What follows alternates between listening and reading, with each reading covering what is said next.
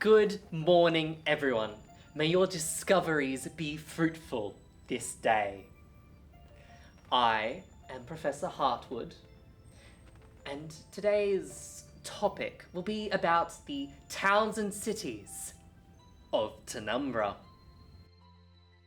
Let's begin with something very close to home and our hearts. New Hillgard, as opposed to Old Hillgard, is the definitive city in this land, our home, Tenumbra. We are very privileged to be in this city and also at the Hawkview Institution, but I digress.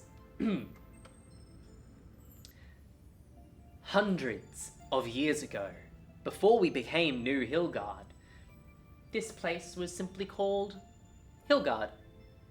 Made up of the old town with Castle Daybreak across the river, where our late king, Chimere II, with the recently founded Hawkview Institute, ordered the construction of a terrestrial wall around the whole city.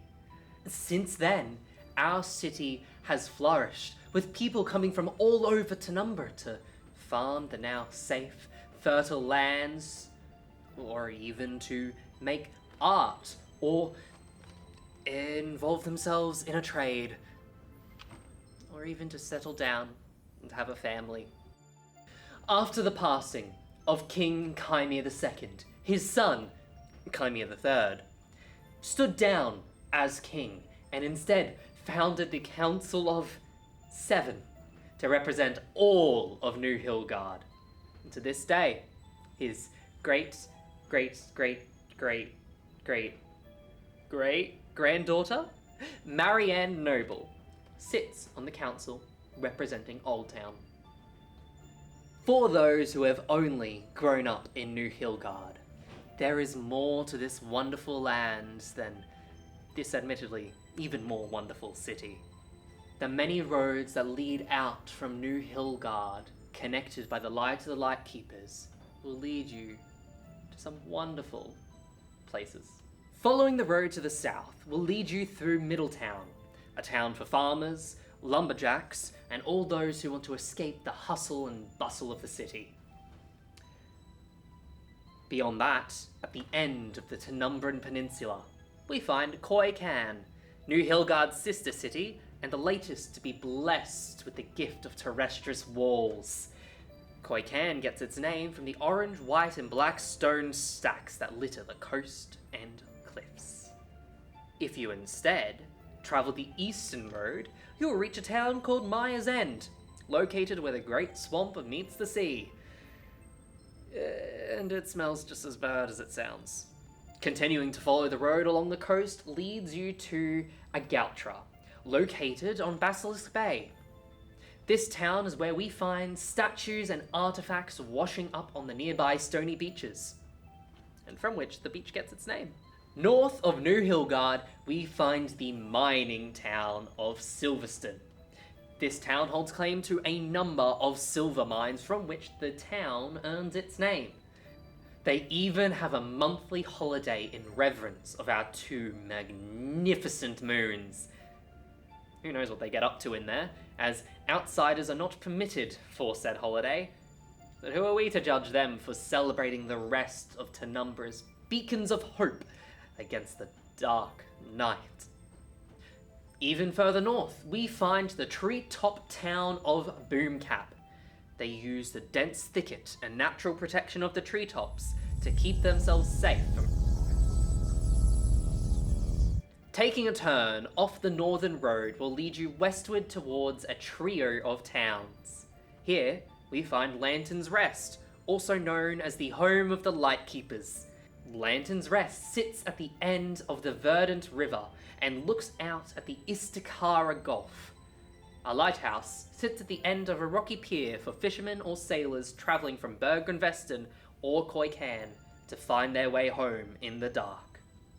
North of Lantern's Rest will lead us to Lake Watching and the town of Clayworth. Yo, Professor, I'm from Clayworth. I can tell you all about it.